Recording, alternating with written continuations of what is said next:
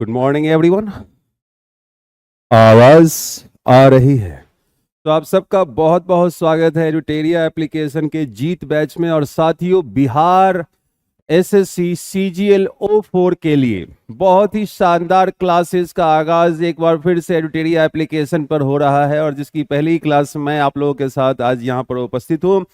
साथियों, आप सबकी जानकारी में है कि बिहार एसएससी सीजीएल का नोटिफिकेशन आ चुका है।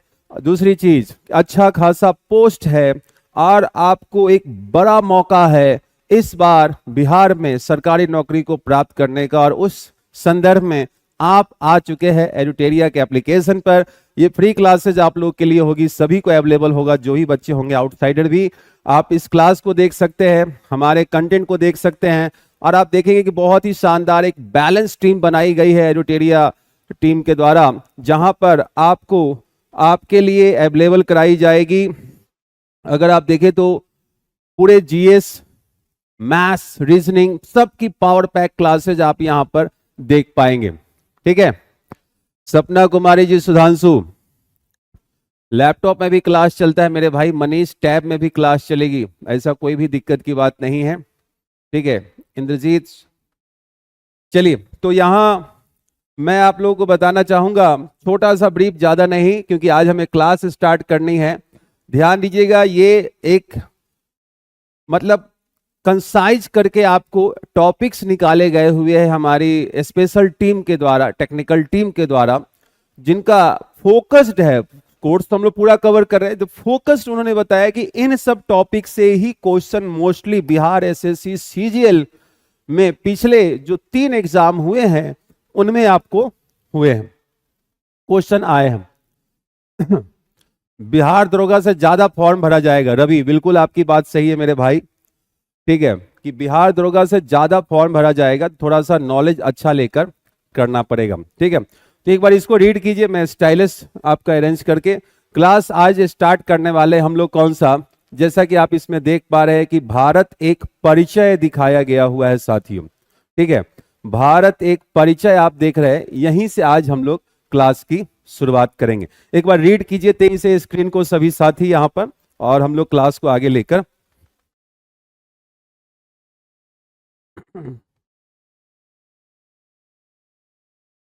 जैसा कि आप इंडियन ज्योग्राफी का पोर्शन देख रहे हैं साथियों, यहां पर पहला ही जो टॉपिक है वो है physiology.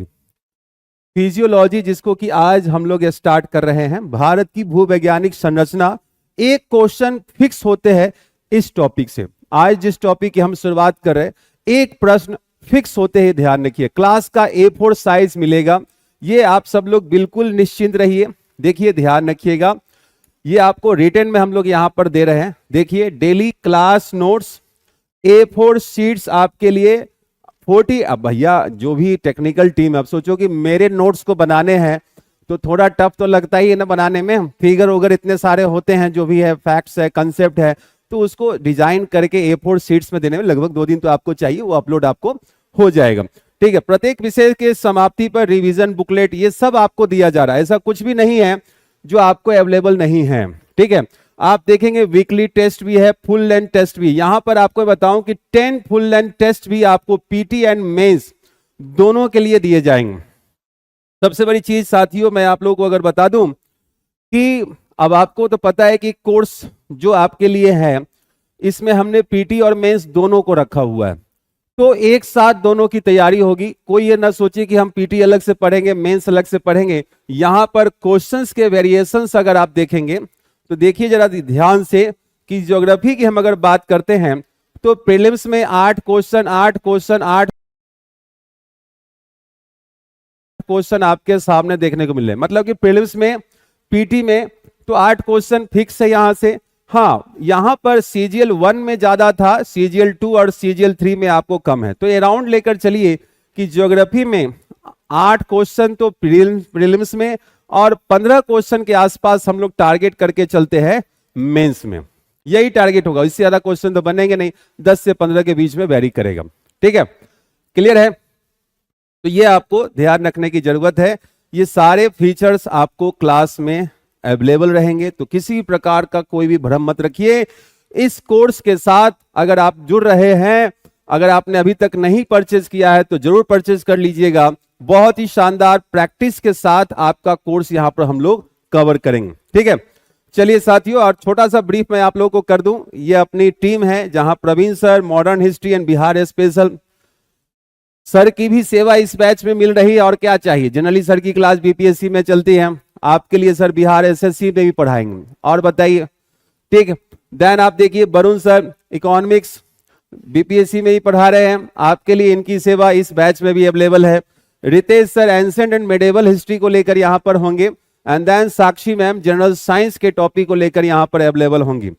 Then Upasana ma'am Indian polity. और सबसे बड़ा सेगमेंट जो है ये आपके सामने शुभम सर का है। मेरी रिक्वेस्ट है आप सब लोगों से कि वाईटी पर जरूर आया कीजिए।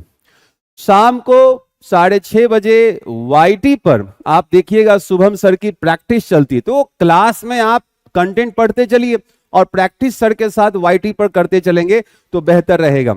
रवि सर की सुबह सुबह करंट अफेयर्स की क्लास चलती है। ये दोनों के वेटेज ज्यादा है, ये ध्यान रखिए, इसलिए मैंने मार्क किया है कि इन दोनों लोगों का वेटेज जो है ये ज्यादा है, ठीक है। सबसे आखिरी में यहां पर आप देख रहे हैं कि ज्योग्राफी दिया गया हुआ है, ठीक है। मेरी क्लास भी आपको बिहार एसएससी सीजीएल में अवेलेबल हो रही है। जनरली मैं अगर बता दूं तो बिहार एसएससी वगैरह में मैंने पहले कभी पढ़ाया नहीं है। मेरी क्लासेज हमेशा यूपीएससी आईएएस वगैरह पीसीएस तक रही है मोस्टली, ठीक है। लेकिन आपके लिए मैंने बिहार एसएससी के सारे प्रश्नों को रीड किया है कि भैया क्या पूछा जाता है। इससे पहले मैंने दरोगा बैच भी पढ़ाया है। अगर कोई बच्चा दरोगा बैच का होगा आप उनसे पूछिएगा क्या ऑसम कंटेंट हमने पढ़ाकर भेजा है उनको, ठीक है। बहुत ही शानदार हमने कंटेंट उनको पढ़ाया है। अब की बार मौका आपके सामने है, आपके लिए है, चूकिएगा मत। तो मेरे साथ मुलाकात आपके लिए होगी ज्योग्राफी की क्लास में, जो कि आज हम लोग शुरू कर रहे हैं, ठीक है। आज की ये क्लास फ्री रहेगी सभी बच्चों को। एप्लीकेशन पर आप किसी को भी सजेस्ट कर सकते हैं, ठीक है। चलिए, तो विदाउट वेस्टिंग ऑफ टाइम हम लोग स्टार्ट करते हैं। और ये आपके कुछ डिटेल्स है, आप लोग देख लीजिएगा, अपने पॉइंट्स की ओर हम लोग आते हैं। तो आज का जो टॉपिक है साथियों वो है physiology of India. Physiology of India, जिसमें कि हम भारत, एक सामान्य परिचय जो आप कहते हैं, यही भारत की भूवैज्ञानिक संरचना को हम लोग यहां पर देख रहे होते। इसमें हम लोग क्या देखते हैं, भारत की भूवैज्ञानिक संरचना को हम लोग देखते हैं, ठीक है। वीर कुमार सहनी जी, अरे तुम्हारा फोन का नेट कैसे कम हो जाता है, सुबह सुबह का टाइम और नेट खत्म हो जाएगा। 1.5 GB लेकर सब बैठे होते हैं, 1.5-2 GB, ठीक है। अब देखिए, तो भारत की भूवैज्ञानिक संरचना आपने यहां पर दिखाया। अब इसमें आप क्या रीड करेंगे, क्या आ सकता है क्वेश्चन। तो सबसे पहले यहां पर आपके सामने में आता है अवस्थिति। भारत है कहां पर, उस लोकेशन से क्वेश्चन पूछे जाते हैं साथियों। अब आपने यहां पढ़ा भी होगा कि लोकेशन में क्या पूछा जाता है, तो भारत का लैटिट्यूड लॉन्गिट्यूड पूछा जाता है। अक्षांश एवं देशांतर से क्वेश्चन पूछे जाते हैं, ठीक है। मतलब आपको समझना है कि क्या प्रश्न आ सकता है। एक प्रश्न मैं यहां पर आपको लिख दे रहा हूं, फिक्स है, एकदम आएगा ही आएगा एक प्रश्न इस टॉपिक से, ठीक है। क्लियर है। टाइम टेबल जो होगा शिवम अवस्थी जी, ये आपको कल आपके मोबाइल पर ये सारी चीजें पहुंच जाएंगी। आज लगभग 11-12 बजे अपनी एक टीम की मीटिंग है, तो वहां पे फाइनलाइज करके आपको सारे टाइम अवेलेबल करा दिए जाएंगे कि मेरी क्लास कब चल रही है, शुभम सर की क्लास कब चल रही है, वो आपको सारा कुछ पता चल जाएगा। तो अक्षांश देशांतर आप यहां पर दिखा रहे होते हैं। आप दिखाते हैं कि भारत का आकार कैसा है, इसका अगर दूरस्थ बिंदु है, जैसे कि ये लैटिट्यूड लॉन्गिट्यूड है, तो वो कहां से गुजरता है। इसका इंग्लिश रहेगा latitude longitude. This one is the shape of India and here it is the extreme point. ये क्या है साथियों, तो this one is extreme point हो जाएगा। इसी में अगर आप देखेंगे तो आपके सामने में जो आ जाएगा वो आ जाएगा व्हाट अबाउट द लेंथ। अगर एक्सटेंशन कर लीजिए ना, ज्यादा बेहतर रहेगा आपके लिए। एक्सटेंशन की विस्तार जो है, वो विस्तार भारत का कहां से कहां तक है, इन सब से भी क्वेश्चन आपको पूछे जाते हैं। कुछ बेसिक्स कंसेप्ट्स भी यहां से हम लोग देखेंगे। देन नेक्स्ट जो आपके सामने में आ जाएगा, इसी में आप जानकारी करेंगे भारत के पड़ोसी देश के भी बारे में जानकारी करते हैं। भारत के पड़ोसी देश के बारे में आप जानकारी करते हैं, पाक स्ट्रेट के बारे में आप जानकारी करते हैं, ठीक है, जिसको कि पाक स्ट्रेट, पाक जल संधि हम लोग कहते हैं। ओके, देन आप पंबन चैनल के बारे में जानकारी हासिल करते हैं, पंबन चैनल, इन सब की चर्चाएं की जाएंगी। इवन मैं आपको राम सेतु के बारे में भी यहां पर बताऊंगा कि कैसे भारत श्रीलंका के साथ भी जुड़ा हुआ है, ठीक है। तो बिल्कुल बेसिक्स टू एडवांस लेवल पर हम लोग लेकर चलेंगे साथियों, आपको बिल्कुल ही परेशान होने की जरूरत नहीं है। राहुल, उदय, सोनू, ठीक है, एक भी चीज के लिए एक्स्ट्रा बुक नहीं पढ़ने दूंगा। अब लिटरली मैं आपको बता देता हूं, कोई बुक्स नहीं पढ़ना है, सिर्फ मेरे नोट्स को आपको पढ़ने की जरूरत। तो सबसे पहले हम लोग जो स्टार्ट करेंगे वो रहेगा क्या, लोकेशन, जिसको कि हिंदी में हम लोग कहते हैं अवस्थिति। अवस्थिति, देखिए यहां पर एक छोटा सा बेसिक मैं आपको बता दूं, यही सब चीजें होती है जो आजकल के एग्जाम की नीड है। ऐसे ऐसे प्रश्न निकाले जाते हैं जो बच्चा सोच भी नहीं पाता है। तो देखिए स्थिति और अवस्थिति में क्या प्रॉब्लम होता है, इसको भी आपको समझने की जरूरत है कि what about the major difference between the स्थिति और अवस्थिति। एक अवस्थिति है लोकेशन के संदर्भ में है, एक स्थिति आपके स्टेज के संदर्भ में भी होती है। कि अजय आपकी अभी स्थिति है कि अभी आप इस क्लासरूम में आए हैं, सुबह सुबह नहा के नाश्ता उस्ता करके आप लोग आ गए हैं और मेरी क्लास को आप पढ़ रहे हैं। आपको मुझे बर्दाश्त करना ही पड़ेगा क्योंकि आपको सरकारी नौकरी लेना है। बिहार एसएससी, बिहार दरोगा, बीपीएससी, इन सब एग्जाम्स में आपको अपनी सफलता सुनिश्चित करनी है। अब आप सोचिए कि वो आपकी स्थिति है अभी कि आप मेरी क्लास को कर रहे हैं, लेकिन क्या आप जीवन भर इसी क्लास को करते रहेंगे? नहीं, इस क्लास खत्म होगा, सिलेक्शन होगा, पैसा छापना आप शुरू कर दोगे, फिर थोड़ी ना क्लास करने आ रहे हो। आपकी स्थिति बदल जाएगी, इकोनॉमिकल स्ट्रक्चर आपका सोशल स्टेटस, ये सब बदल जाएगा। इकोनॉमिकल स्टेबिलिटी, फाइनेंशियल स्थिति सब बदल जाएगी आपकी। वो स्थिति है जो बदलती है, स्थितियां बदलती है हर दिन, हर माह, हर वर्ष, जीवन की हर वो अवधि में स्थितियां बदलती है। लेकिन जो अवस्थिति होती है वो क्या होती है साथियों, फिक्स होती है। ये जो जहां पर है वहीं पर है। ये ध्यान रखिएगा कि जो इंडिया जहां पर आप दिखाते हैं, आज से 20 साल पहले, 50 साल पहले भी जो स्टूडेंट तैयारी करते होंगे वो यही पढ़े हैं कि इस लैटिट्यूड और लॉन्गिट्यूड के बीच में इंडिया है। हम अभी भी यही पढ़ रहे हैं और अगले 50 साल बाद भी जो हमारा बच्चा जो होगा वो यही पढ़ेगा कि भारत इन दो अक्षांश के बीच में, इन दो देशांतर के बीच में अवस्थित है। ये अवस्थिति, अवस्थिति, अवसंरचना, अवसंरचना, आपका जहां घर है वो उठ के हर दिन बगल अगल घूम तो नहीं रहा है ना, वो फिक्स है। आपका घर स्थिर है, जहां भी होगा, चाहे बेगूसराय में हो, वैशाली में हो, मुजफ्फरपुर में हो, सारण में हो, चाहे वो बेतिया में हो, आपका घर वही है जहां था 20 साल पहले भी और अगले 50 साल बाद भी वही रहेगा। वो फिक्स होता है, वो अवस्थिति है। तो इंडिया जहां पर है पूरे विश्व के संदर्भ में वो बिल्कुल बिल्कुल फिक्स है। अब देखिए हमने सबसे पहले क्या बनाया साथियों, यहां पर हमने बनाया ग्लोब। ग्लोब आर्टिफिशियली हम क्या कर सकते हैं, पूरे पृथ्वी को एक ग्लोब के रूप में हम लोग दिखा सकते हैं, ठीक है। अब देखिए समझना यहां पर यह है कि there is a line which divides a globe into 2 parts. अब एक लाइन हमने दिखाया जो कि है 0 डिग्री इक्वेटर लाइन। देखिए एक तो मैं आपको बता दूं कि भले ही ये बैच हिंदी मीडियम है, लेकिन टर्मिनोलॉजी अगर आप इंग्लिश मीडियम के भी होंगे तो मेरी आदत है मैं इंग्लिश बोल देता हूं, आप उसको लिख सकते हैं। टर्मिनोलॉजी मैं इंग्लिश में लिखता हूं, वो आप राइट डाउन कर सकते हैं। हाँ, फोकस हमारा हिंदी पर होगा क्योंकि 99% बच्चे हिंदी मीडियम के ही होंगे, ये मुझे भी पता है, ठीक है। तो इसलिए इंग्लिश वाले बच्चे ध्यान रखिएगा, मैं आपको सेंटेंस जरूर बोल देता हूं, उसको आप सुनकर लिख लिया कीजिएगा, कई वर्ड्स में लिख भी देता हूं। सो सपोज ये एक लाइन है 0 डिग्री इक्वेटर लाइन, जिसको हिंदी में कहते हैं मनीष ने लिखा है कि सर 50 साल के बाद हम लोग अखंड भारत बना लेंगे। मतलब तुम्हें लग रहा है कि 50 साल की इंतजार करने की जरूरत है। अवस्थिति तब भी वही रहेगी, भारत की अवस्थिति बदलेगी नहीं, बस हाँ कुछ भाग उसमें ऐड हो जाएगा। जो भाग तुम्हारा घर थोड़ी ना बदल जाएगा कि तुम उठा के इसको बांग्लादेश उठा के ले जाओगे, तो आप जहां है वहीं रहेंगे। ओके, ये चीज हमेशा ध्यान रखिएगा। हाँ, उसमें एरिया एक्सटेंड हो जाएगा तो वो अखंड भारत होगा, अभी तुम्हारा भारत है। ठीक है, ओके, चलिए, तो ये ध्यान में आपको रखने की जरूरत है। और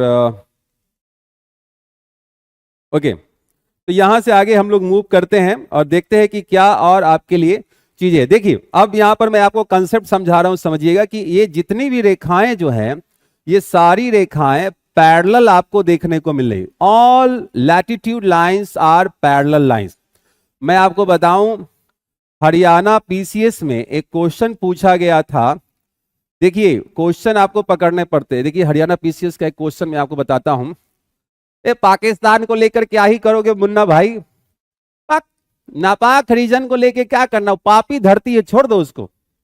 ठीक है, अब देखिए, तो ये जितनी भी रेखाएं, जो एक क्वेश्चन जो हरियाणा पीसीएस में आया था वो ये पूछा था कि भारत की दक्षिणी समानांतर रेखा बताइए। देखिए, क्वेश्चन पूछने का तरीका क्या होता है, क्या पूछा था, भारत की दक्षिणी समानांतर रेखा बताइए। अब कई लोग बेहोश हो गया, बेहोश ही हो जाता है लोग, समझिए चीजों को, कई लोग बेहोश हो गया, तो यार ये तो समानांतर रेखा कौन सी हो गई, हमने तो ऐसा पढ़ा ही नहीं, हम तो अक्षांश रेखा पढ़ के आए हुए हैं।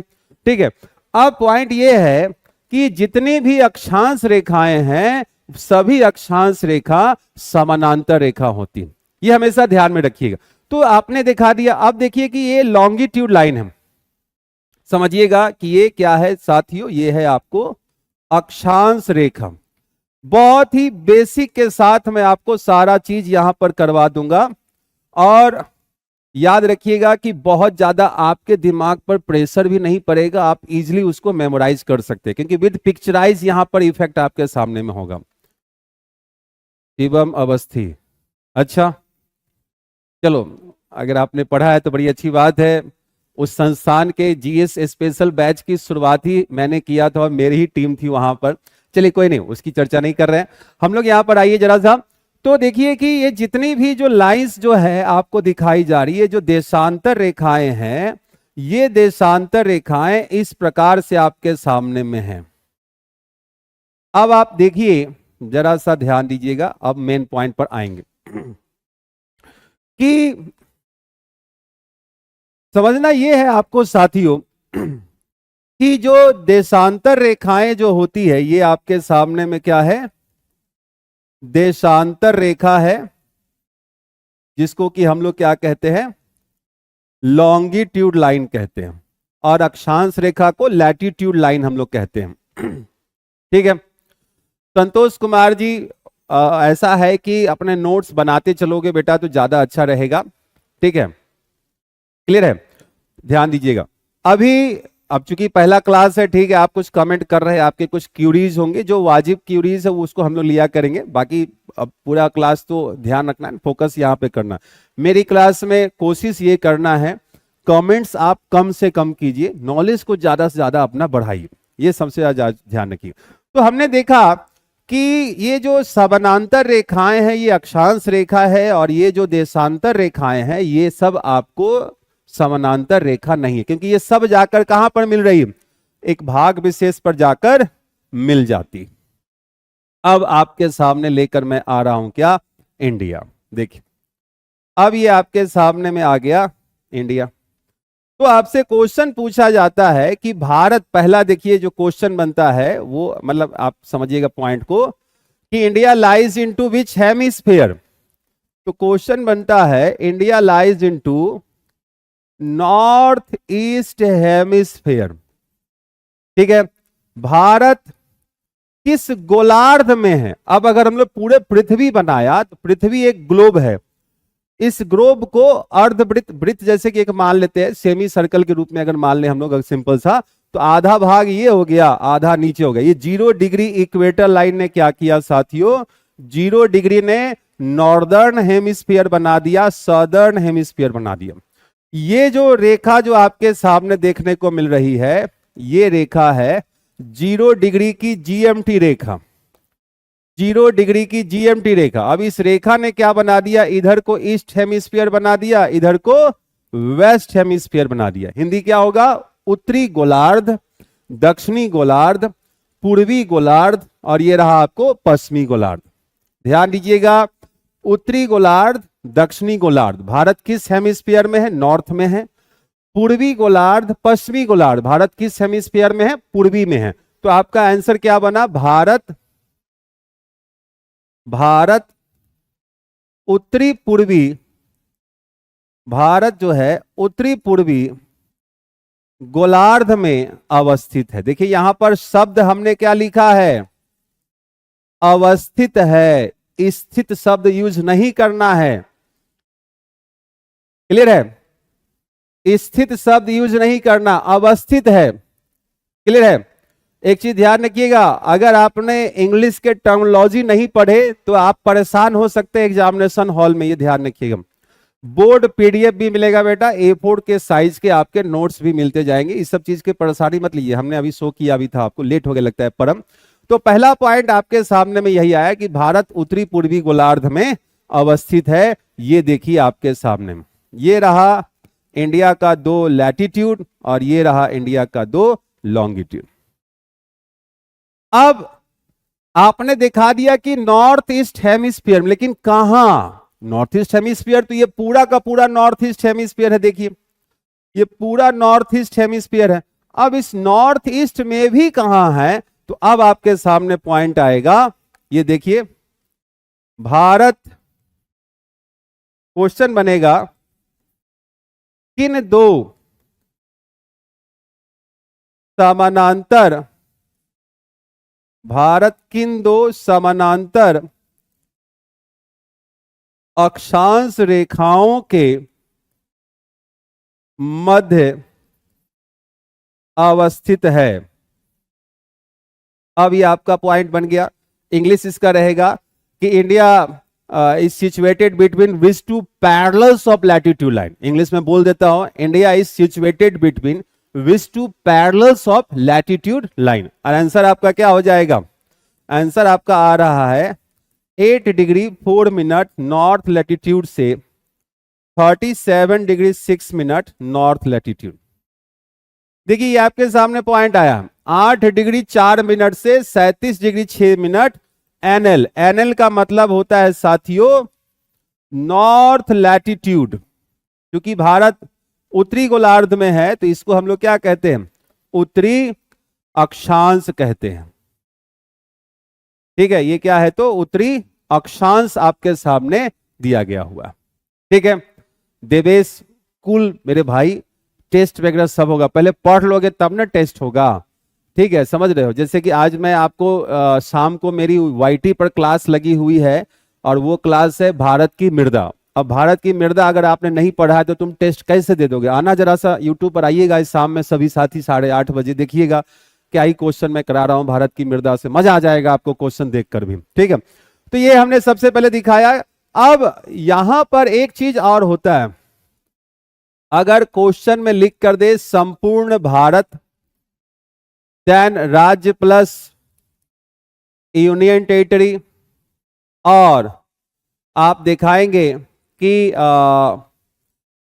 Mainland plus island. एक और पॉइंट मैंने आपको बना दिया, मेनलैंड प्लस आइलैंड, मतलब कि भारत की मुख्य भूमि प्लस द्वीप पूछा जाता है तो जवाब आपका क्या हो जाएगा साथियों, देखिए ये आपके सामने आ जाता है 6 डिग्री 45 मिनट नॉर्थ लैटिट्यूड से, ये तो सेम ही रहेगा 37 degree 6 minute north latitude. NL का मतलब मैंने आपको पहले ही दिखा दिया है, उत्तरी अक्षांश होता है।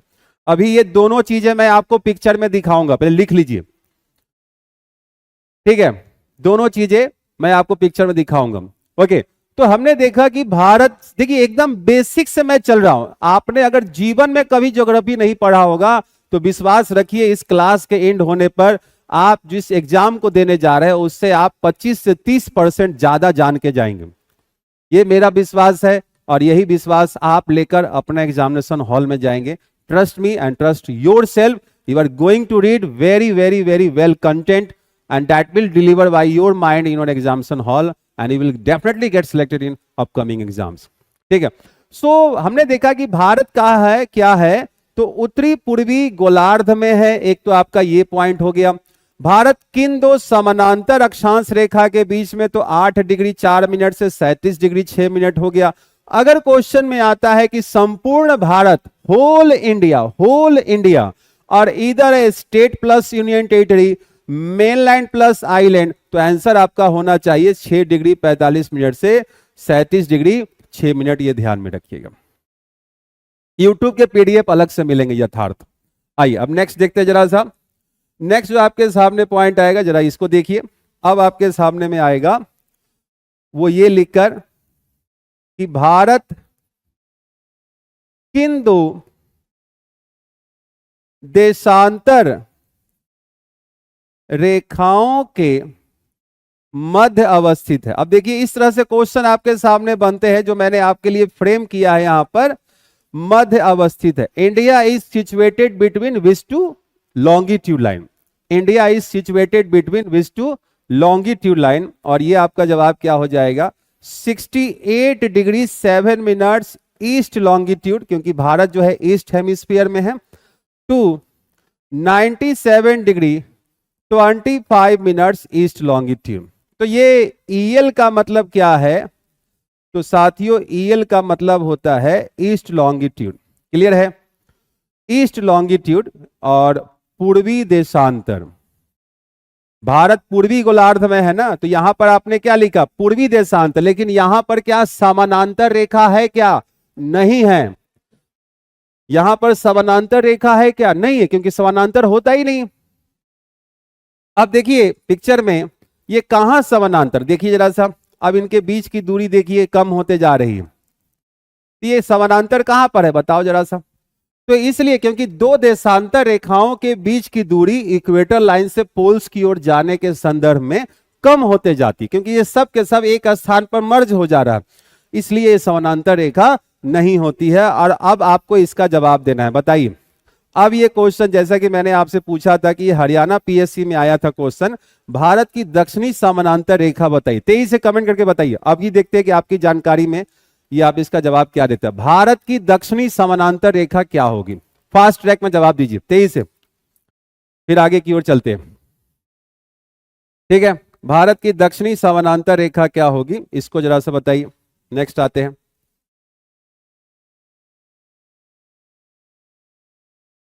तब तक आपको जरा इंडिया का मैं मैप दिखा लूं.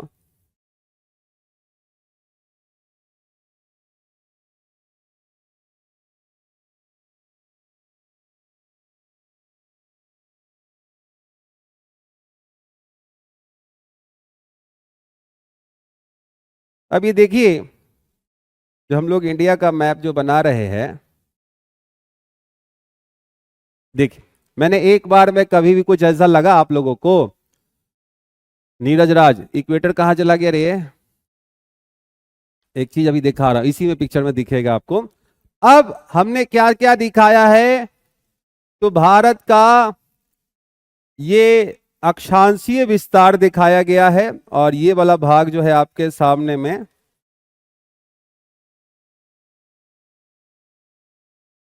ये वाला भाग जो हो गया, ये कौन सा है, ये आइलैंड है.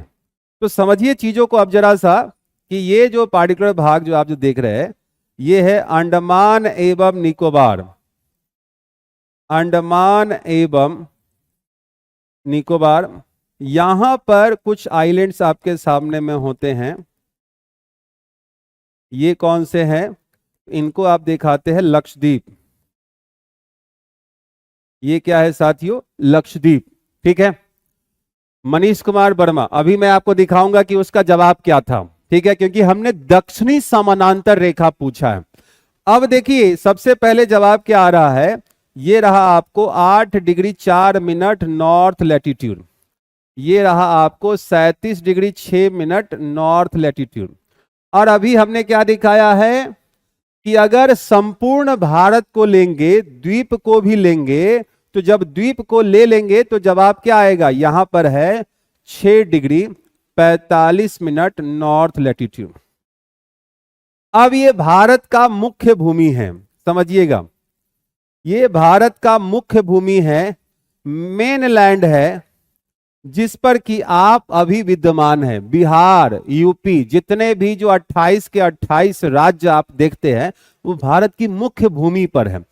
आइलैंड दो अलग से होते, लक्षद्वीप अलग है, अंडमान निकोबार द्वीप अलग होता है, और इनको मिलाकर संपूर्ण भारत बनता है। जैसे अभी एक बच्चा अखंड भारत की बात कर रहा था ना, तो अखंड भारत तो चलो इसमें हम पाकिस्तान, अफगानिस्तान सब मिला लेंगे, नेपाल, भूटान सब मिला लेंगे। अभी हमने बोला संपूर्ण भारत, तो संपूर्ण भारत में मुख्य भूमि plus Lakshadweep plus Andaman and Nicobar सम्मिलित होता है, जिसमें कि आप कहते हैं भारत में कितने राज्य हैं? 28 राज्य प्लस 8 यूनियन टेरिटरी है, यही कहते हैं ना। तो 8 यूनियन टेरिटरी में 2 तो ये हो गए ना, तो इसको कैसे छोड़ दोगे? ठीक है, क्लियर है।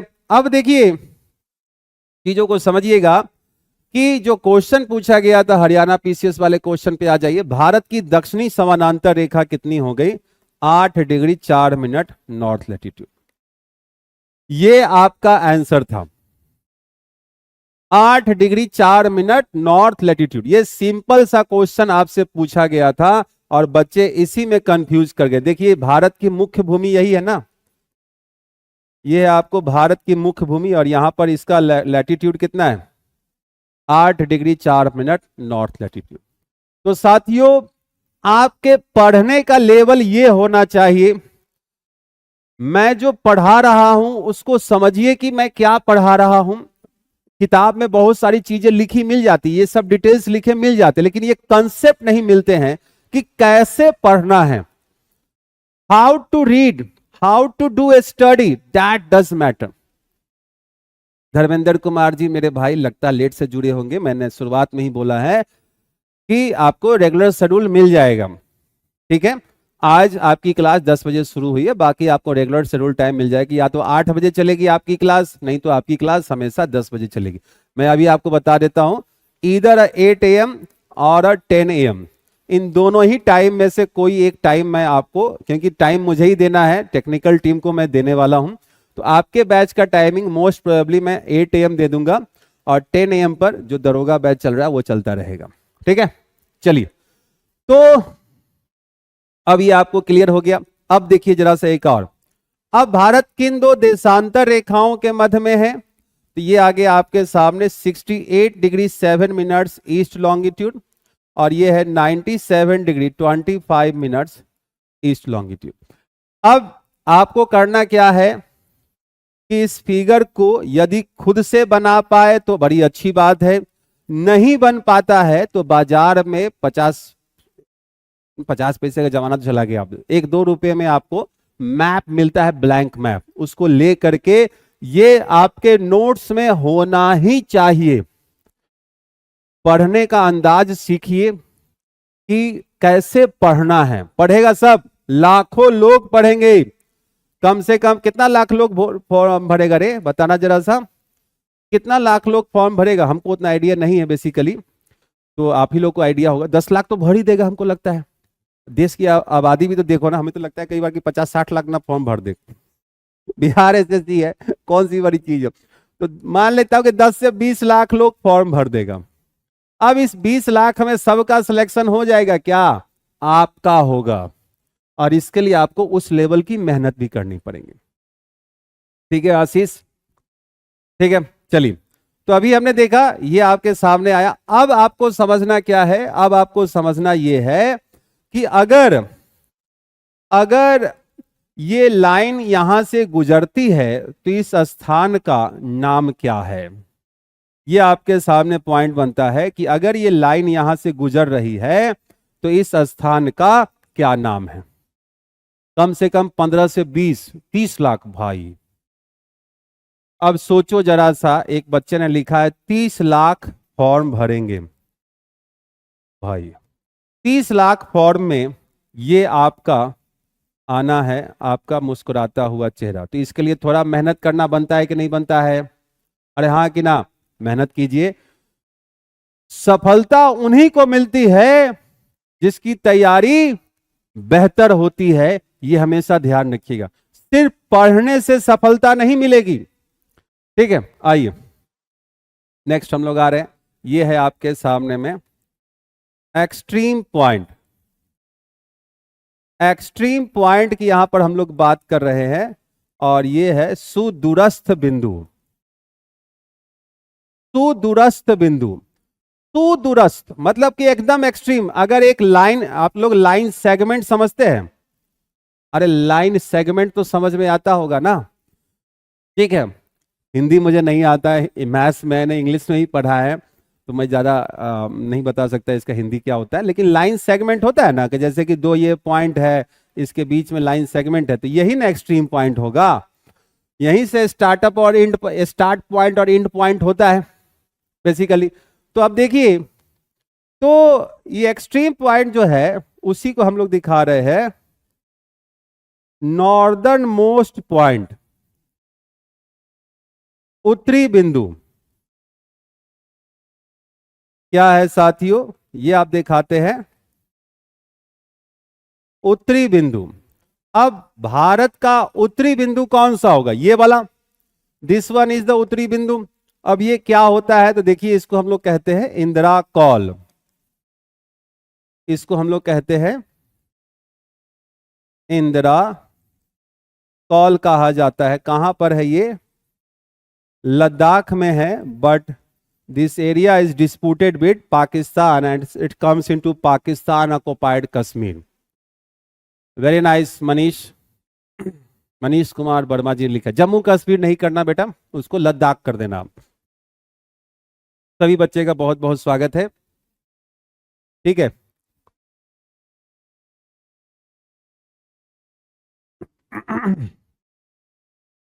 रिकॉर्डेड क्लास काहे नहीं मिलेगा, मतलब लाइव ही कर पाओगे क्या रे तुम?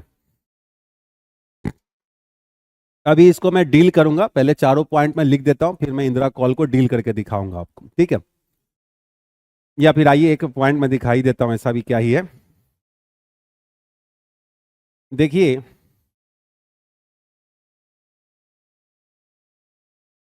ये आपके सामने इंडिया दिखाया गया हुआ है। कहने के लिए आप दिखाते हैं कि ये आपका 37 डिग्री 6 मिनट नॉर्थ लैटिट्यूड है, लेकिन ये इंदिरा कॉल नहीं है।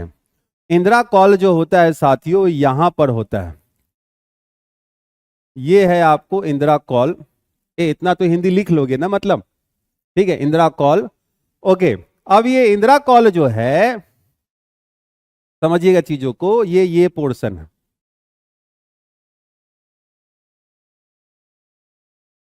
ये आपको दिखाया गया हुआ है कि this one is Siachen glacier. ठीक है, ये आपको सियाचिन ग्लेशियर, हिंदी तो लिख लेंगे, ऐसा तो कोई दिक्कत नहीं है किसी को कि सियाचिन ग्लेशियर वगैरह भी मुझे हिंदी में लिखना पड़ेगा। अगर है तो बता देना मेरे भाइयों, मैं वो भी लिख दूंगा, कोई बड़ी बात नहीं। बस आपको परेशान नहीं होना है। A4 शीट्स का आप प्रिंट भी करा सकते हैं नवीन कुमार जी, बिल्कुल फैक्ट्स है, कोई दिक्कत की बात नहीं है। कोई पहले पीटी और मेंस नहीं होता मेरे भाई दिनकर जी। पीटी और मेंस में बस थोड़ा सा 10% का अंतर होता है, और कुछ नहीं होता है। परेशान मत होइएगा, जितना पढ़ाऊंगा आपके मेंस के बहुत ऊपर के लेवल होगा। ठीक है, तो प्रीलिम्स में तो ऐसे मतलब छोड़ ही दीजिए, आप उतना लोड मत लीजिए। मैं आपको बोल रहा हूं पहले एक बार अच्छा पढ़ो, क्वेश्चन फिर दुनिया पूछ ले, जो पूछना है आप बना लोगे। ठीक है, तो अब देखिए, तो हमने यहां पर सियाचिन ग्लेशियर आपको दिखाया, और इंदिरा पॉइंट हमने जो दिखाया है वो ये है। ये सॉरी, इंदिरा कॉल जो होता है, इंदिरा कॉल जो होता है वो 35 डिग्री 39 मिनट नॉर्थ लैटिट्यूड का होता है, ध्यान रखिएगा। इंदिरा कॉल जो होता है वो 35 डिग्री 39 मिनट नॉर्थ लैटिट्यूड का होता है, ये ध्यान रखिएगा। And it also disputed with Pakistan, it just because there is a, you see what, तो ये है आपके लिए POK, इसको हम लोग कहते हैं पाकिस्तान ऑक्युपाइड कश्मीर, पाक अधिकृत कश्मीर। और इस पाकिस्तान का पूरा नाम कोई भी नहीं लिखेगा, पाक अधिकृत कश्मीर का ये भाग है, यही भाग आपको कहलाता है गिलगिट बाल्तिस्तान। गिलगिट बाल्तिस्तान, ये ध्यान रखिएगा, गिलगिट बाल्तिस्तान। ये जो पार्टिकुलर भाग आपके सामने देखने को मिल रहा है, here it is called LOC, यही है आपका क्या, लाइन ऑफ कंट्रोल। ये क्या है, इसको हम लोग नियंत्रण रेखा कहते हैं, नियंत्रण रेखा। ठीक है, 1972 में इसका नाम नियंत्रण रेखा पड़ता है, इससे पहले इसको सीज फायर लाइन कहते हैं। पूजा कुमारी जी, फ्री क्लास पे मत जाइए, आप अपने नोट्स बनाने शुरू कर दीजिए। मैडम ये ध्यान रखिएगा, सब मोहमाया है, ये सब जीवन में कुछ नहीं है, फ्री क्लास पेड क्लास।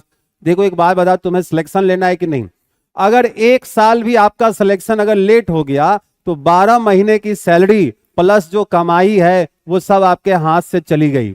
अब तुम सोचो कि कितना नुकसान हो गया तुम्हारा। लोग यहाँ सोचता है कि हम एप्लीकेशन पर अगले साल पढ़ लेंगे, पिछले साल पढ़ लेंगे, ये है वो है, ये सब मोहमाया है। इससे बाहर निकलिए, एक बार अच्छा पढ़िए, सिलेक्शन लीजिए और छपाई शुरू। ठीक है, तो लाइन ऑफ कंट्रोल हमने दिखाया जो यहां तक है। अभी बहुत ज्यादा मैं बिहार SSC का लेवल है तो बहुत ज्यादा ऊपर भी नहीं ले जाऊंगा कि आपको मैं PCS लेवल पढ़ाऊं, इतना ही रखूंगा।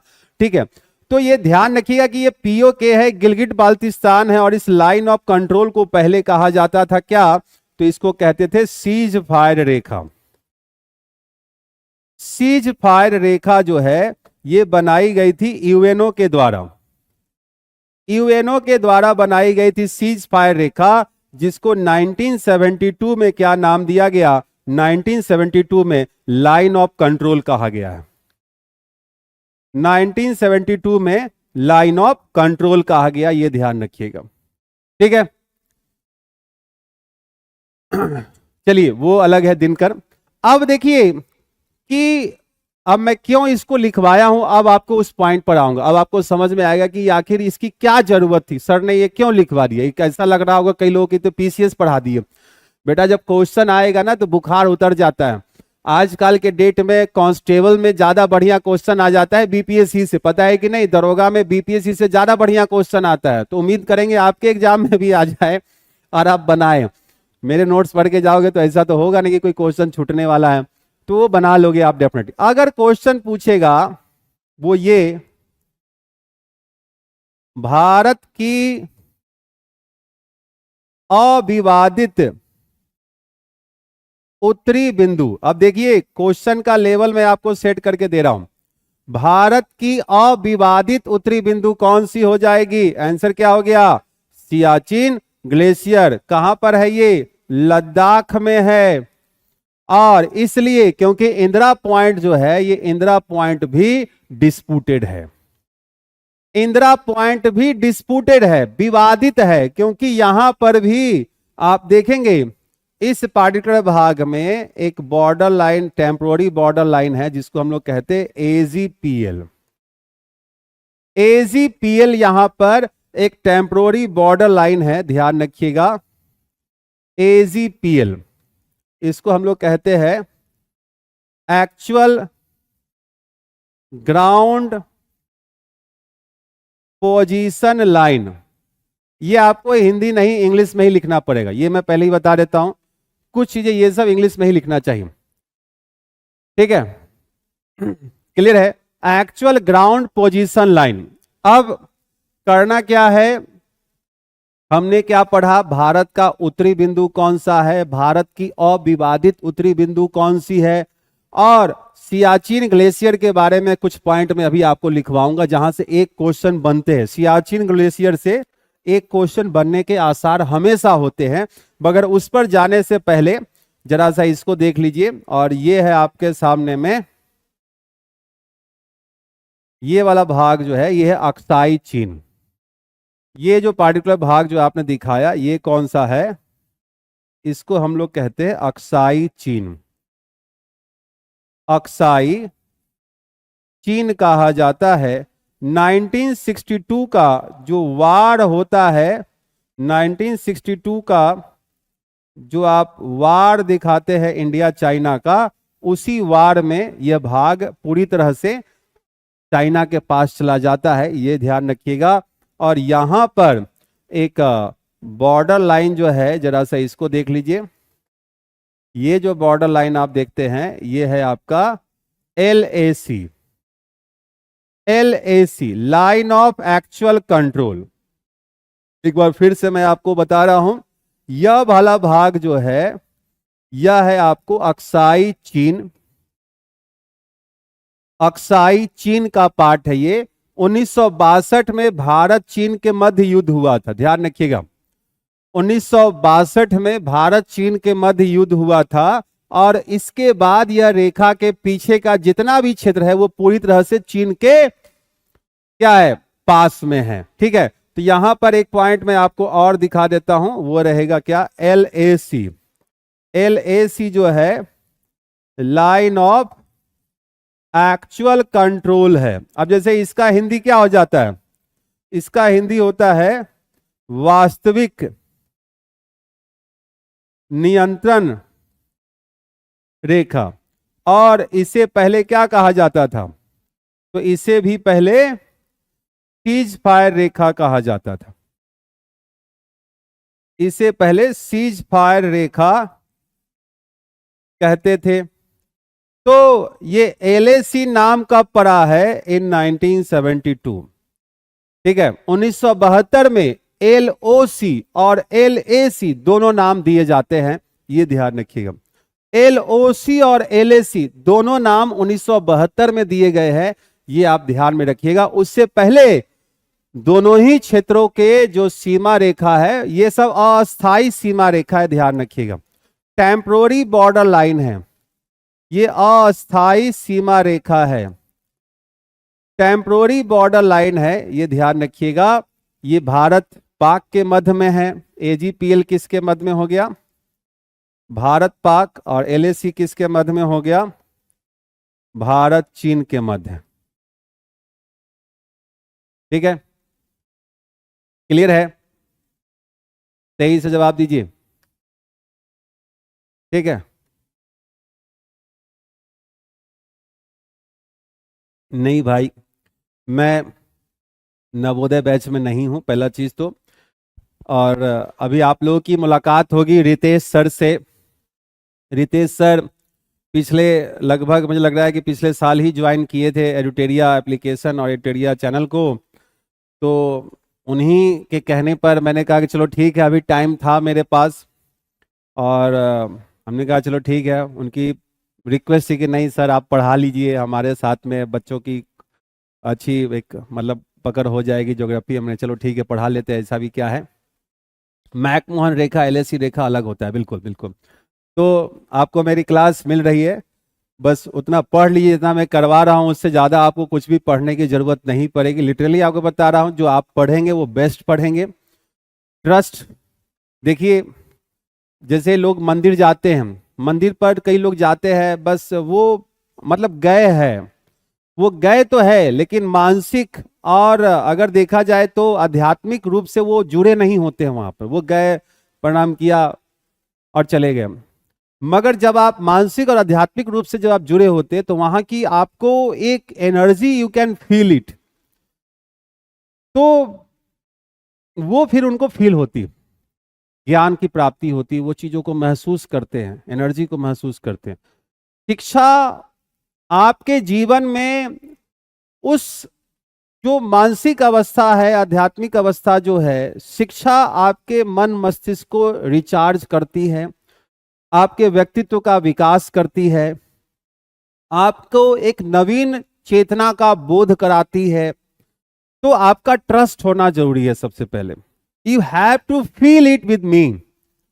आप इसको फील कीजिए, और जिस दिन आप फील करने लग जाएंगे, ये चीजें आपके अंदर समाहित हो जाएगी, और आप बेस्ट बेस्ट बेस्ट स्टूडेंट बन जाएंगे। ठीक है, आइए। तो अभी हमने दिखाया आपको अक्साई चीन, POK और एक सियाचिन ग्लेशियर की मैं अभी आपको बात करने वाला हूं। यहां पर मैं दो चीजें और भी लिख देता हूं, आप लोग ध्यान रखिएगा। अक्साई चीन के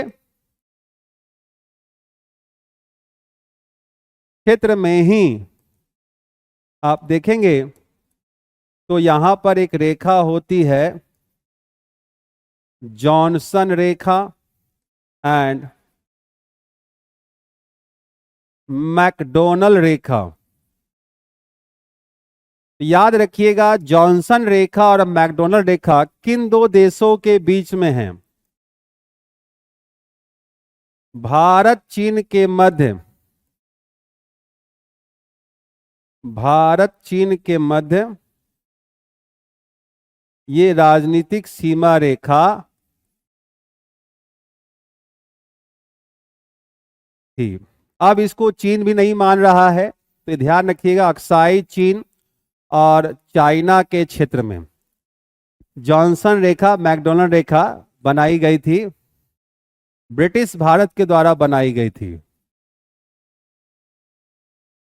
ब्रिटिश भारत के द्वारा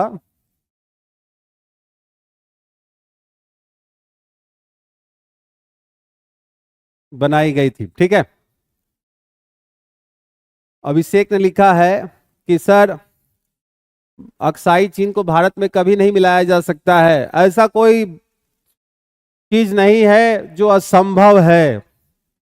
हमें जब तक उस तक पहुंच नहीं होती हमें लगता है कि असंभव है। जैसे कि अगर आप एसएससी सीजीएल बिहार के लिए तैयारी कर रहे हैं तो क्या आप में से कोई बच्चा आईएएस नहीं बन सकता है क्या?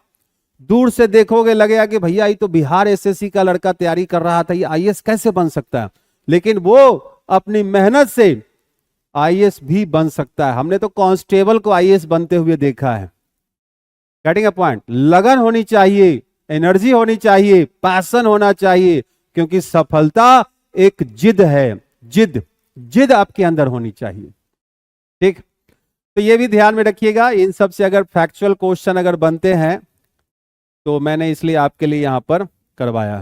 ठीक है, Johnson Rekha and McDonnell Rekha British Bharat के द्वारा बनाई गई थी। किनके मध्य में बनाई गई थी? भारत चीन के मध्य में बनाई गई थी। क्लियर रहेगा? आर्टिकल 3 से नहीं मिलाया जा सकता है दिनकर मेरे भाई। आर्टिकल 3 से अपनी सीमा के अंदर राज्यों के सीमाओं में और नए राज्यों का गठन की भूमिका दी गई हुई है। आर्टिकल 2 से मिलाया जा सकता है। थोड़ा सा करेक्ट कर लीजिएगा, ये मत सोचना कि मुझे पॉलिटी नहीं आती है। जितना आप उपासना मैम से पढ़ेंगे ना उतनी मुझे भी आती है। हाँ, हिस्ट्री वगैरह क्या है कि उतना मतलब मेरा पकड़ मेनली मॉडर्न और एंशिएंट पे था। मेडिवल मुझे पसंद नहीं आता था, ये मुगल उगल मुझे शुरू से पसंद नहीं आया। ठीक है, तो इस कारण से, और कोई बात नहीं। ठीक, आइए नेक्स्ट पे चलते हैं जरा सा। अब यहां पर आपको पॉइंट करना है किसके बारे में? सियाचिन ग्लेशियर के बारे में पॉइंट कर लेते हैं जरा सा। आइए, एक क्वेश्चन मैंने यहां से बनते हुए देखे हैं, तो ध्यान रखिएगा सभी साथी। सियाचिन ग्लेशियर क्या रहेगा इसका पॉइंट? सबसे पहला कहां पर है?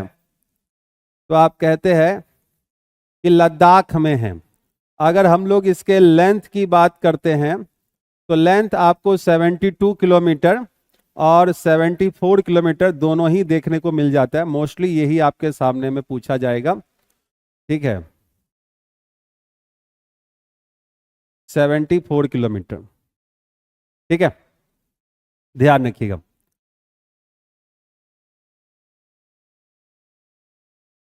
विकास बैच कौन सा है मुझे पता नहीं है मेरे भाई, प्रखर एक बार बताना।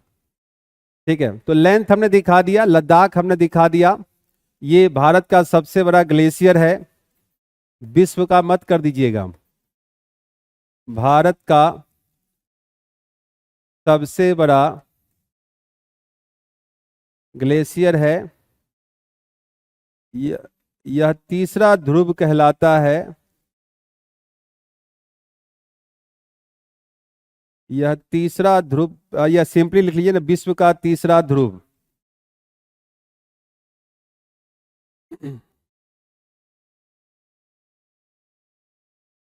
विश्व का तीसरा ध्रुव इसे कहते हैं। Third pole of the earth कर लीजिए और वर्ल्ड कर लीजिए, जो भी आप लिखना चाहे, ठीक है। नेक्स्ट आइए, नेक्स्ट जो देखते हैं कि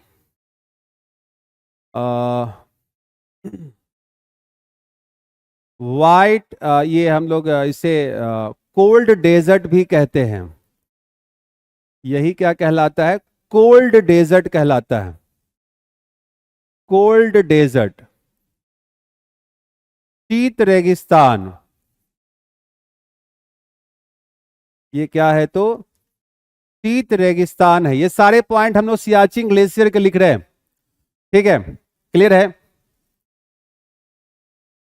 अब देखिए यहां ध्यान कि विश्व का तीसरा ध्रुव क्यों कहते हैं? यहां पर टेम्परेचर -50 डिग्री सेल्सियस होता है। अब आप सोचिए कि टेम्परेचर जो है अगर -50 degree Celsius is very high. अच्छा, एडीईओ के लिए आएगा विकास बैच, वो तो मुझे नहीं पता मेरे भाई प्रखर, ठीक है। हाइट नहीं, लेंथ की बात करनी होती है धर्मेंद्र, हाइट पे मत जाइए, ठीक है। देन यू सी, यह विश्व का सबसे ऊंचा युद्ध स्थल है, highest battlefield of the world. ये क्या है? तो highest battlefield of the world लिख के रख सकते हैं। अब सोचिए कि जब हाईएस्ट बैटलफील्ड है तो किनके बीच युद्ध हुआ होगा? यहां पर इंडिया पाक वार देखने को मिलता है 1984 में। 1984 में यहां पर भारत पाक के मध्य युद्ध देखने को मिलती है, क्लियर है। कंचन शर्मा जी, प्रखर, दावर, भारत पाक के मध्य युद्ध देखने को मिलता है। अब सोचिए कि जब भारत पाक के मध्य युद्ध हो गया, हाँ मुझे लिटरली नहीं पता प्रखर, और एक बार एक्चुअली क्या मेरी क्लास दिल्ली से चल रही है तो ज़्यादा मुझे आइडिया नहीं है। हाँ, जो बैच मुझे दिया जाता है मैं बस उसी को जान पाता हूँ। तो एक मैंने अभी दरोगा बैच का इंडियन ज्योग्राफी में लगभग कंप्लीट करने पर आ गया हुआ हूँ। क्लाइमेट ऑफ इंडिया शुरू करना है, हाँ अभी आ रहे हैं उसी, मनीष कुमार वर्मा, वेरी नाइस, ठीक है। लेंथ तो लंबाई में हो गया ना अमरकांत, जैसे कि अरे मेरे भाई देखो, जैसे कि यह एक पर्वत का भाग है। अब इस पर्वत के भाग में यह पूरा भाग यहां तक ऐसे है, तो ये जो भाग जो आप जो दिखा रहे होते हैं ये आपको ऐसे ही लेंथ नापोगे ना। तो ये मान लो कि 74 किलोमीटर लेंथ है। इसकी ऊंचाई ये करने की जरूरत नहीं होती। आपसे ये नहीं पूछेगा कि बताओ कि ग्लेशियर का थिकनेस कितना है, उतना नहीं करना, नोट सब करना है, नोट सारा करना है, ठीक है। तो इस प्रकार से आपने ये जैसे सियाचिन ग्लेशियर दिखा दिया, ये क्या हो गया? सियाचिन ग्लेशियर हो गया। अब सियाचिन ग्लेशियर किस पर्वत पर है ये जरा सा कोई बता दो। तो पर्वत पूछा जाएगा तो आंसर है लद्दाख श्रेणी। सॉरी, अभी मैं उस पर आ रहा हूं, यहीं यहीं लिख दूं क्या? अच्छा, इस फिगर को बना के ही लिख लेना, काराकोरम श्रेणी पर अवस्थित है, ये लिख लो, काराकोरम श्रेणी पर अवस्थित है। It is Siachen glacier is situated on Karakoram range. Karakoram श्रेणी पर ये अवस्थित है, ये ध्यान में रखिएगा, सियाचिन ग्लेशियर, ठीक है। हाँ, अब एक पॉइंट यहां पर जो आ रहा था, जो हम लोग देख रहे थे, कुछ पॉइंट और कर लेते हैं कि भारत पाक का युद्ध हुआ, उसके लिए कौन सा ऑपरेशन चलाया गया? तो ऑपरेशन मेघदूत आपको दिखाना है यहां पर, ऑपरेशन मेघदूत, ठीक से लिख लीजिएगा, ऑपरेशन मेघदूत चलाया गया। ठीक है, तो किसके मध्य? भारत पाक के मध्य। ये किसके मध्य हुआ है? भारत पाक युद्ध के संदर्भ में। भारत पाक जो युद्ध जो 1984 में जो होता है सियाचिन ग्लेशियर पर, वो ऑपरेशन मेघदूत चलाया जाता है और पाकिस्तानियों को खदेड़ कर बाहर भगा दिया जाता है। हिमालय में नहीं है, काराकोरम रेंज में। बिहार एसएससी है, इसलिए आपका आंसर बन रहा है काराकोरम श्रेणी। यही चीज जैसे ही आप, खैर पीसीएस में भी अभी तक नहीं पूछा, किसी भी पीसीएस के एग्जाम में अभी तक नहीं पूछा है कि इसकी उप श्रेणी साल्टोरो श्रेणी होती है। वो सीए पीएफ यूपीएससी में ही अभी तक आया है। ठीक है, वो ध्यान रखिएगा। अब इसके आगे देखिए, यहीं पर बन जाता है एजीपीएल। एजीपीएल भारत पाक के मध्य, भारत पाक के मध्य सियाचिन पर अस्थाई सीमा रेखा। एजीपीएल ये आपको मैं करवा चुका हूं पहले ही। Actual ground position line, actual ground position line जो भारत पाक के मध्य सियाचिन पर अस्थाई सीमा रेखा है। ठीक है, ये भी लिख के रख लीजिए। ठीक है, देन आगे की ओर चलेंगे। मतलब अब सोचिए कि एक क्वेश्चन के लिए जो सियाचिन ग्लेशियर से बनता है, हमें इतने सारे पॉइंट लिखने पड़ते हैं, तब जाके काम हो पाता है। अब देखिए, यहीं से एक नदी का ओरिजिन होता है। अब देखिए, यहां से एक नदी हमने दिखा दिया। ये नदी कौन सी है? नुब्रा रिवर। ठीक है, ये नदी यहां से प्रवाहित हो, तो आपको एक पॉइंट दिखाना है यहां पर कौन सी नदी निकलती है। सियाचिन ग्लेशियर से, सियाचिन ग्लेशियर से नुब्रा नदी का उद्गम होता है, ओरिजिन होता है। सियाचिन ग्लेशियर से नुब्रा नदी का क्या होता है? तो उद्गम होता है।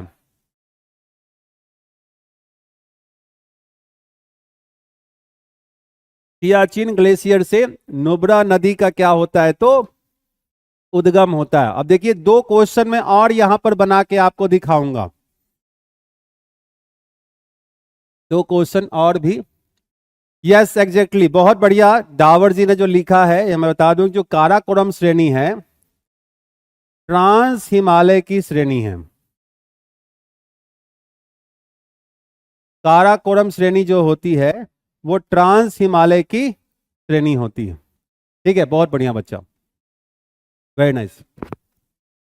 तो नुब्रा नदी का ओरिजिन भी हमने दिखा दिया कि Nubra river originates from Siachen glacier. Siachen glacier से नुब्रा नदी निकलती है, ये आपको दिखाया गया हुआ है। अब एक पॉइंट देखिए, क्वेश्चन अगर यहां से आ जाए, सियाचिन जाने का रास्ता, तो सियाचिन जाने, the way to connect Siachen, हाँ ध्यान रखिएगा, लद्दाख में ही है। तीनों श्रेणियां लद्दाख में मिलेंगी आपको, काराकोरम, लद्दाख और जस्कर श्रेणी। ठीक है, तो सियाचिन जाने का रास्ता जो होता है ये नुब्रा घाटी से होकर है, नुब्रा घाटी से होकर है, और खारदुंगला दर्रे से होकर लेह से सियाचिन जाते हैं।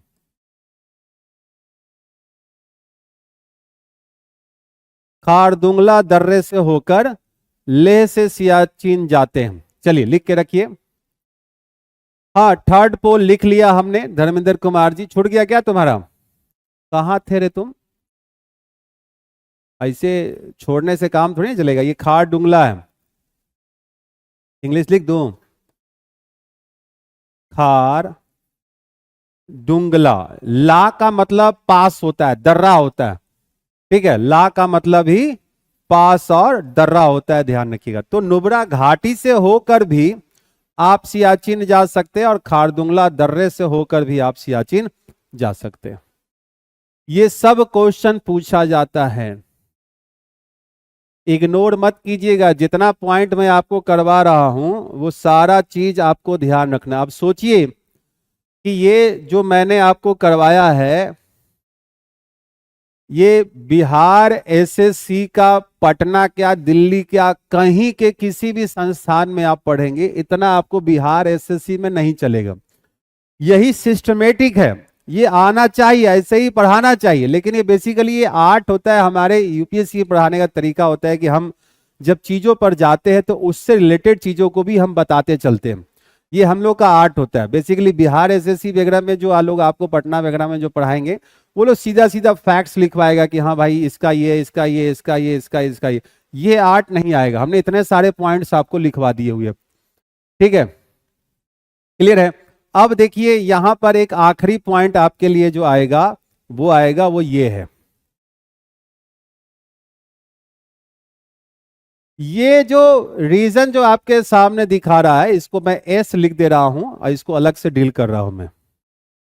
ध्यान रखिए, जब चर्चा हुई है तो थोड़ी सी और कर ले। ये है तक्षगम वैली।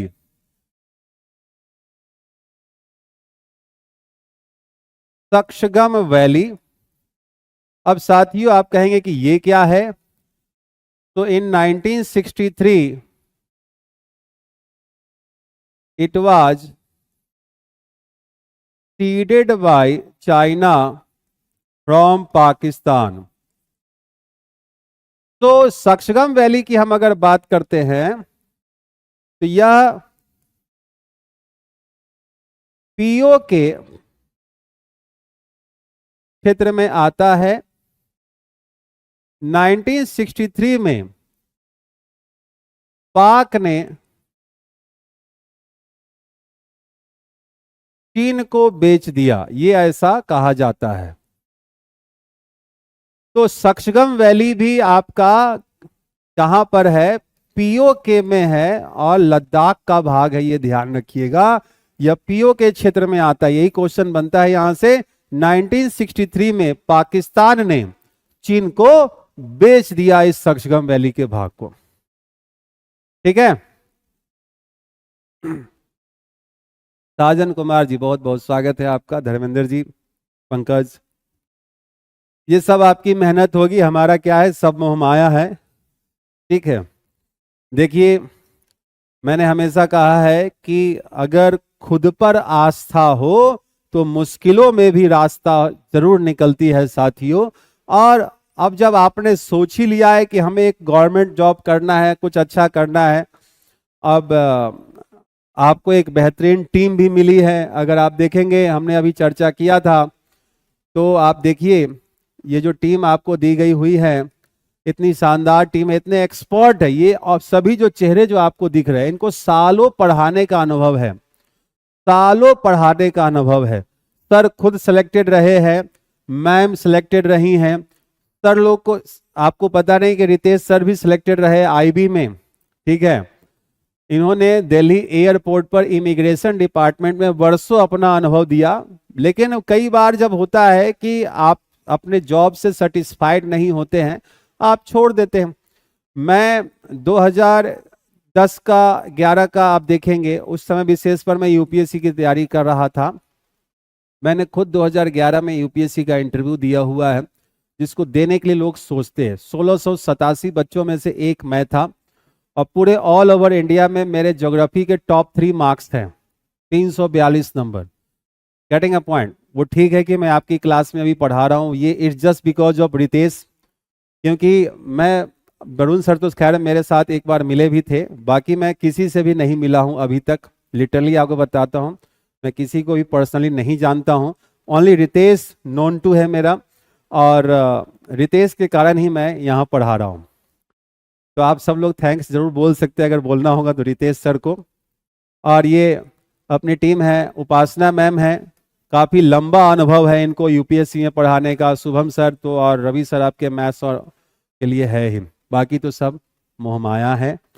आपको बस अच्छा पढ़ना है। देखिए आप जब अच्छा पढ़ेंगे तो आपकी जानकारी अच्छी होगी। तो और रवि सर आपके मैथ्स और के लिए है ही, बाकी तो सब मोहमाया है।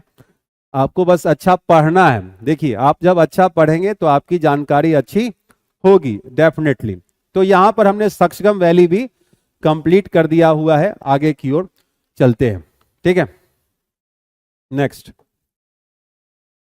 अब जो क्वेश्चन आपके सामने में आएगा वो ऐसे आएगा, southern most point of India, Bharat का दक्षिणतम बिंदु, भारत का दक्षिणतम बिंदु, ठीक है। मीन्स जब भी आप कुछ क्वेश्चन लिखेंगे तो आप उसको टेक्निकल टीम को भेज सकते हैं, मुझे वो भेज देंगे, ऐसी कोई दिक्कत की बात नहीं है। आपको करेक्ट कर दिया जाएगा, रिमार्क्स इवेलुएट कर दिया जाएगा, ठीक है। अब देखिए भारत का दक्षिणतम बिंदु जो आया, यहां पर कैसे पढ़ना है जरा से इसको हमें समझना। जब भारत का दक्षिणतम बिंदु पूछा है, डेट मीन्स कि ये मुख्य जो मेन लैंड की हम बात कर रहे हैं, मुख्य भूमि की बात करते हैं, वो इसकी बात कर रहा है, ठीक है, समझिएगा। तो मुख्य भूमि की जब हम बात करते हैं तो यहां पर आपके सामने जब आता है वो है कन्याकुमारी। मुख्य भूमि की बात की जाएगी, देखिए मुख्य भूमि की बात की जाएगी तो कन्याकुमारी होगा भारत का दक्षिणतम बिंदु। कन्याकुमारी को ही आप क्या कहते हैं, केप कैमोरिन कहते हैं, केप कैमोरिन कहते हैं, और इसी को आप कैमोरिन अंतरीप भी कहते हैं, कैमोरिन अंतरीप भी कहते हैं। यही आपका हो जाता है केप कैमोरिन। ध्यान रखिए, भारत का दक्षिणतम बिंदु अभी हमने मुख्य भूमि लिखा है, मुख्य भूमि। अगर डायरेक्ट क्वेश्चन बन जाए अच्छा ये कन्याकुमारी कहां पर है, तो तमिलनाडु में है, अभी चर्चा करेंगे इसका। अगर क्वेश्चन में सीधा सीधा हो कि भारत का दक्षिणतम बिंदु, अब एक या तो एक काम कीजिए ना, इसको मैं ऐसे कर दूं कि भारत के, ऐसा कर लेते हैं, भारत के मुख्य भूमि का दक्षिणी बिंदु, एक ही साथ कर देता हूं, आपको क्लियर रहेगा। भारत के मुख्य भूमि का दक्षिणतम बिंदु आपसे कर लेते हैं, southern most point of main land of India, southern most point of main land of India, ऐसा कर लो, ये भी सही रहेगा। हम लोग मेन लैंड की ही तो बात कर रहे हैं। अभी आएंगे दावा जी, उसी पर आएंगे, दक्षिणतम बिंदु वाले पर आएंगे। अभी हमने मुख्य भूमि को दिखाया। अब देखिए अगर हम मुख्य भूमि की बात करते हैं तो ये रहा, यही ना मुख्य भूमि। यहां पर आपको केप कैमोरिन देखने को मिलेगा, ये वाला पोर्शन केप कैमोरिन भारत के मुख्य। अब अगर क्वेश्चन में आता है कि भारत का दक्षिणतम बिंदु, अब देखिए यहां पर भारत के मुख्य भूमि कर दिया हमने, हेडिंग क्या किया था, मुख्य भूमि। अब है भारत का दक्षिणतम बिंदु,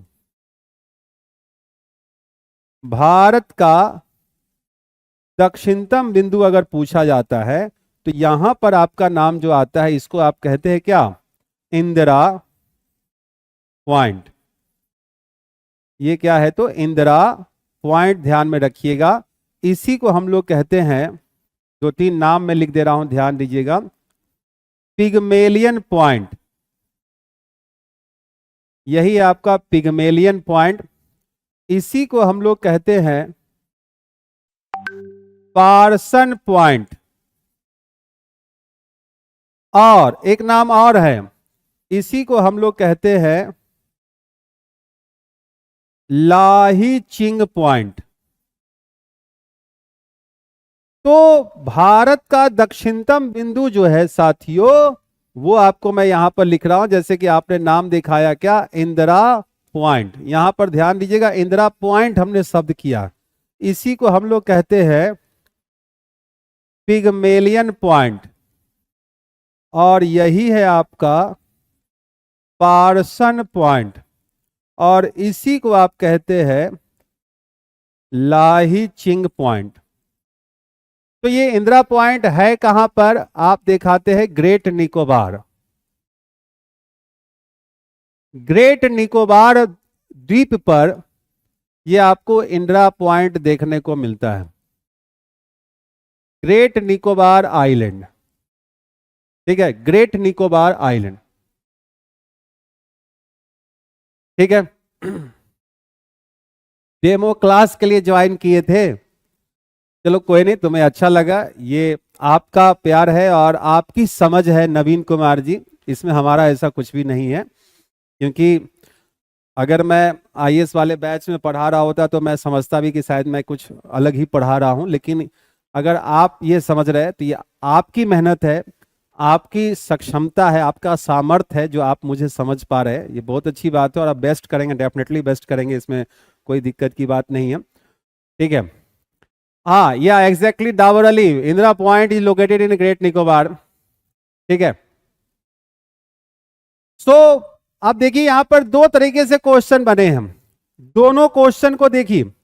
एक पूछा है कि southern most point of main land of India, Bharat के मुख्य भूमि का दक्षिणी बिंदु बताइए, और एक पूछ रहा है डायरेक्ट कि भारत का दक्षिणी बिंदु कौन सा, तो Indira point, Pygmalion point, Parsons point, Lahiching point, और ये सब कहां पर है, ये सारा का सारा ग्रेट निकोबार द्वीप पर अवस्थित है। अब एक चीज और मैं जोड़ना चाहूंगा, हो सकता है कि आप लोगों में से कुछ को नहीं पता हो, ये है आपके सामने में ग्रेट निकोबार। यहां पर जो आप जो देखते हैं ये होता है कैंपबेल बे, इसको हम लोग कहते हैं bay of Campbell, bay of Campbell, Campbell की खाड़ी भी हम लोग इसको कहते हैं, कैंपबेल की, कैंपबेल की खाड़ी, आगे खाड़ी वगैरह पर चर्चा करेंगे। कैंपबेल बे मेनली, अगर एक बार एक क्वेश्चन मैंने देखा था, यहां से बनाया गया था, भारत का दक्षिणतम बिंदु, यह भी दिया गया था। देखिए अब आप देख पा रहे होंगे कि भारत का दक्षिणतम बिंदु आप ये भी दिखा रहे हैं,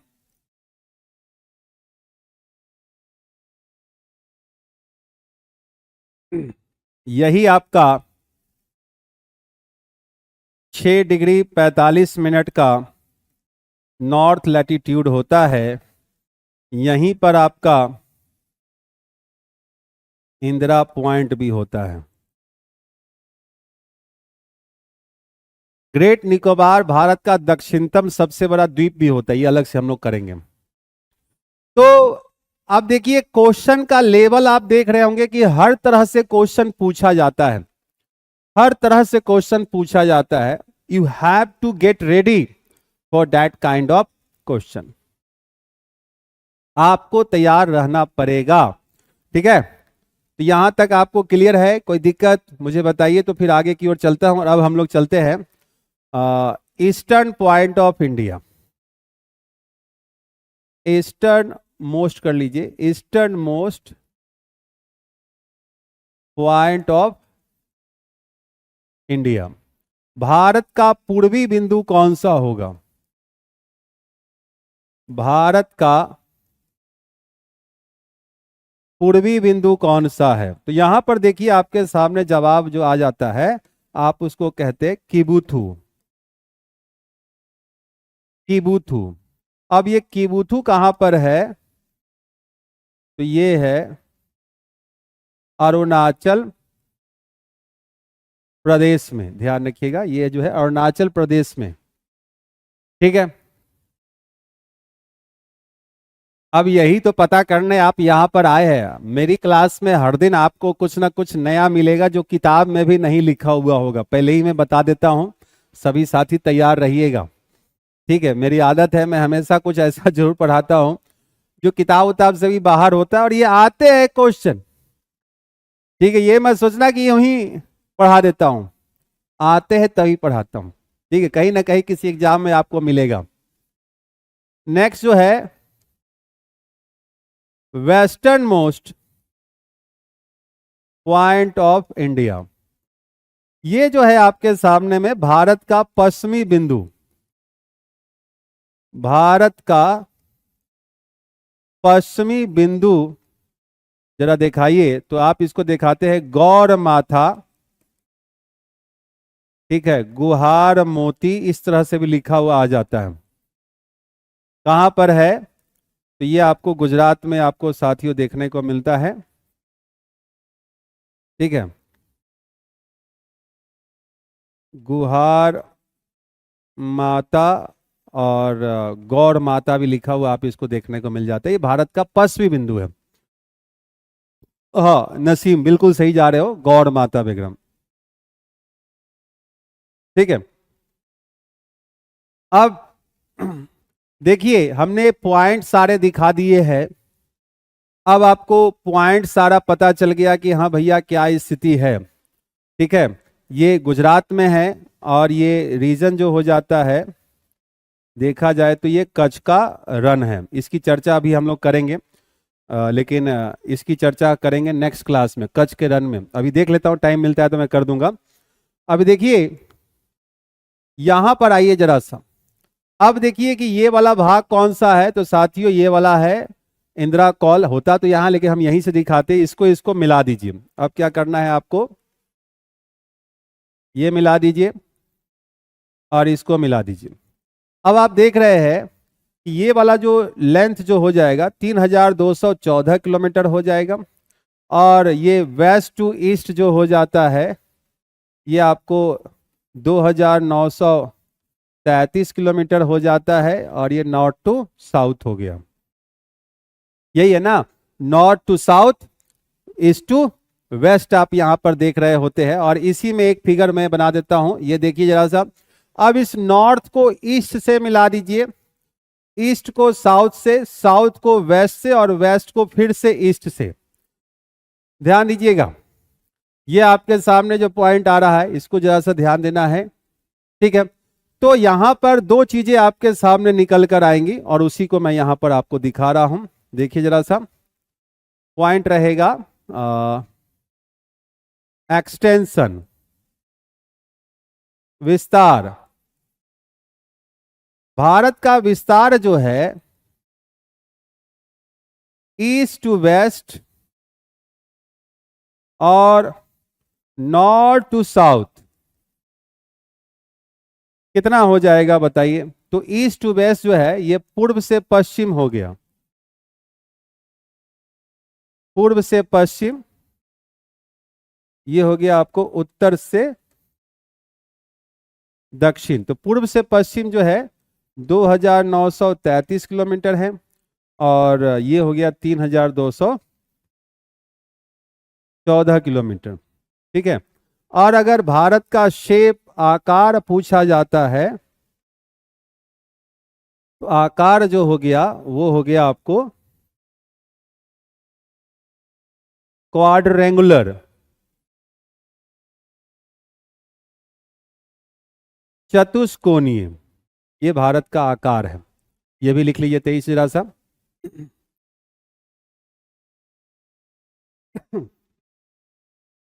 ये भारत का आकार है। ठीक है, ये क्या है, तो भारत का आकार है। हमें नहीं तो आज की क्लास को यहीं तक रखना पड़ेगा, क्योंकि 1.5 घंटे की क्लास की टाइमिंग है। आप लोगों को मैं एक बार फिर से बता दूं कि 1.5 आवर की अपनी क्लास चला करेंगी, 1.5 घंटे की क्लास हम लोग लेकर चलेंगे।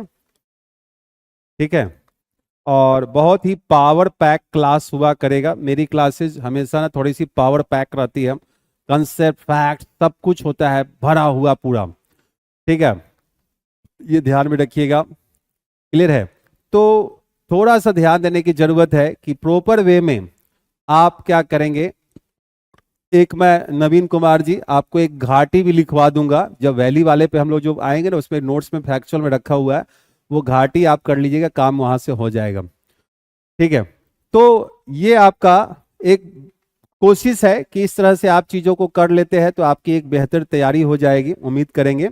रिवीजन कैसे करते हैं, ये सब आपके रिवीजन करने का तरीका ही मैंने आपको बताया है कि इस तरीके से आप रिवीजन यहाँ पर कर सकते हैं कि भाई क्या ही पूछा जाएगा कि भारत का उत्तर दक्षिण पूरब पश्चिम कितना लेंथ है, क्या है नहीं है। ठीक है, उन सारे चीजों को आप डील कर सकते हैं। फिगर बना के कोशिश कीजिएगा, और टाइमिंग जो रहेगी अमरिंदर कुमार जी, वो या तो 8 बजे या फिर 10 बजे, कोई एक ही रहेगा। ठीक है चलो ठीक है, हर दिन कुछ नया आप जरूर सीखेंगे, ये मैं आपको जरूर बताता हूं। ये पढ़ने का स्टाइल यही होता है कि हम इसमें सीखें।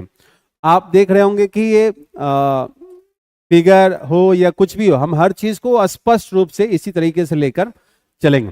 ठीक है, तो अगली मुलाकात फिर आप लोगों से होगी। कल कच्छ के रण की भी हम लोग चर्चा करेंगे। ठीक है, और भी किसी को कोई भी डाउट हुआ करे, कुछ भी अगर जैसे कुछ एक्स्ट्रा पॉइंट्स चाहिए, क्योंकि आपका बिहार एसएससी है, ध्यान रखिएगा, मैं आपको फैक्ट्स बता देता हूं।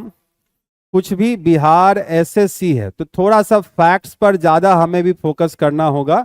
मैं आप लोगों के लिए मुझे लगता है कि मुझे थोड़ा सा फैक्ट्स पर मुझे और काम करने की जरूरत होगी। फैक्ट्स में और निकाल के आप लोग को दूंगा अलग से, क्योंकि यूपीएससी में क्या होता है साथियों कि फैक्ट्स की उतनी जरूरत होती नहीं है, तो वहां में उतने जरूरत ही नहीं, हमें भी जरूरत नहीं पड़ती है। अब आप लोगों में कई ऐसे छोटे छोटे छोटे छोटे फैक्ट्स जो होंगे ना, वो मैं निकाल के आपको मैं दूंगा। ठीक है, चलिए तो फिर आप लोगों से मुलाकात होगी। आप सब लोग आए, आप सबका बहुत बहुत शुक्रिया, धन्यवाद। और ये अपनी जो टीम है, ये ध्यान रखिएगा, एक शानदार प्रयास है यहाँ पर इस जीत बैच में।